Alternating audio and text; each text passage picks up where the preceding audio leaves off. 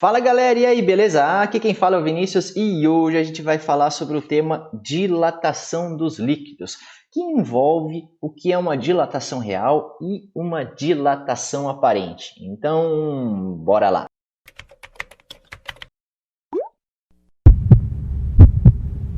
A primeira coisa que a gente precisa ter em mente é que todos os corpos, quando estão sujeitos a uma energia térmica ou uma energia cinética que vai aumentando gradualmente, você vai aumentando a energia desse corpo e ele vai dilatando. E isso acontece pelo simples fato de que mais agitação vai fazer com que as partículas se agitem mais e ocupem espaços maiores entre elas. Então a gente consegue perceber isso quando a gente esquenta água, esquenta leite, mas é muito mais fácil a gente ver a dilatação de um líquido do que a dilatação de um recipiente de vidro, por exemplo, ou de um recipiente de metal. E isso faz com que a gente acredite que apenas dilatou o líquido para cima, mas, como essa aula já sugere, existe o nome de dilatação aparente, que na verdade, o líquido ele dilata em todas as direções junto com o recipiente.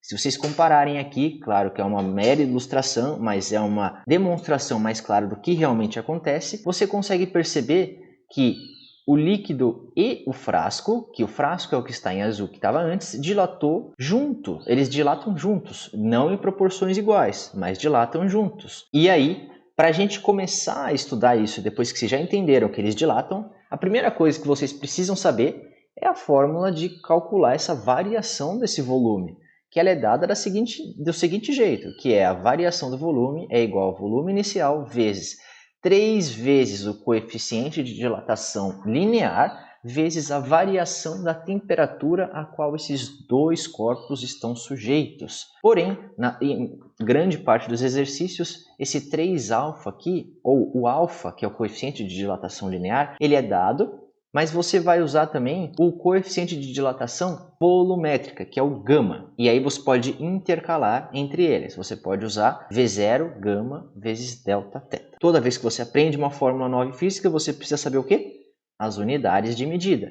No caso, quando a gente está falando de volume, pode ser metro cúbico, centímetro cúbico e litros. Você também pode usar litros aqui e toda vez que você usar na variação uma unidade, o volume inicial vai ter que ser nessa mesma unidade. Além disso, a unidade de medida de coeficiente de dilatações geralmente é dado em 1 sobre grau Celsius. E isso aqui é a mesma coisa que grau Celsius a menos 1. Essa unidade aqui vai ser em grau Celsius a menos 1, caso a temperatura seja dada em graus Celsius. E isso pode variar se você souber manipular certinho qual é a temperatura que você está usando. Então, Vini, tá, você falou, mas você não falou como que calcula essa dilatação aparente, ou esse volume de dilatação aparente. Simples. A gente tem que considerar as 3 variações. No caso, a gente vai ter a variação do líquido, que é a variação de volume do líquido, vai ser a variação aparente mais a variação do recipiente. E, mais especificamente, a variação aparente ela vai ser dada pelo tanto que o líquido sobe, se for uma escala graduada. E é simples assim, não tem segredo. Você tem que pensar nas 3 dimensões. A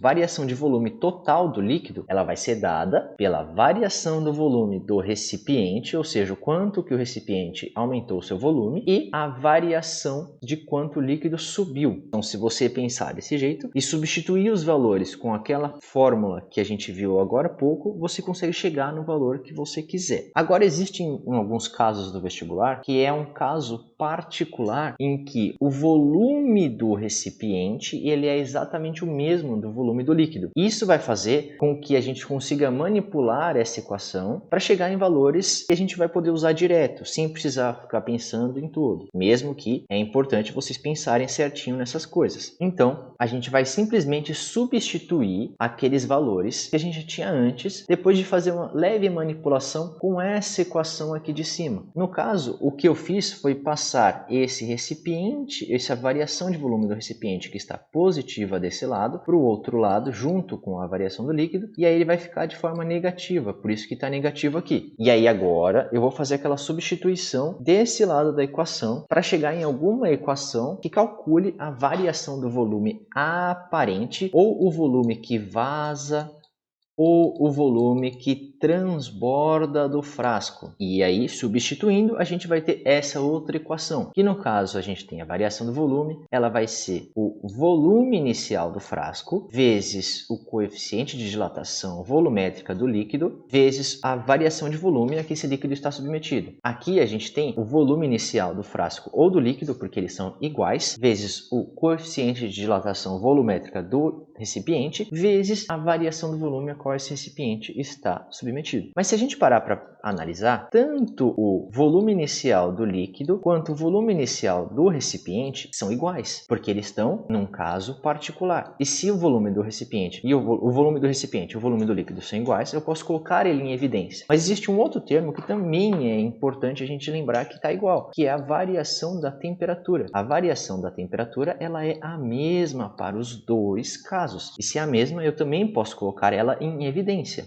E é exatamente o que eu fiz. Eu coloquei esses dois termos em evidência aqui, que seria isso daqui, e com isso eu posso pegar todo esse outro termo, todo esse termo que eu tenho desse lado aqui, e dividir por esse valor. Se eu dividir por esse valor, só sobra esse coeficiente de dilatação volumétrica do líquido. E se eu fizer a mesma coisa para esse lado aqui, que é colocar em evidência e dividir por esse valor aqui, vai sobrar só o coeficiente de dilatação volumétrica do recipiente. E aí a gente pode chamar isso de coeficiente de dilatação volumétrica aparente. E a gente chega finalmente na nossa equação para calcular a variação do volume aparente de um líquido, que no caso vai ser o volume inicial vezes o coeficiente de dilatação volumétrica aparente vezes a variação de temperatura da qual ele está sendo submetido. Ainda fazendo essa análise parecidíssima, só que usando os dois lados da equação, a gente pode chegar numa outra relação que correlaciona os coeficientes de dilatações volumétricas.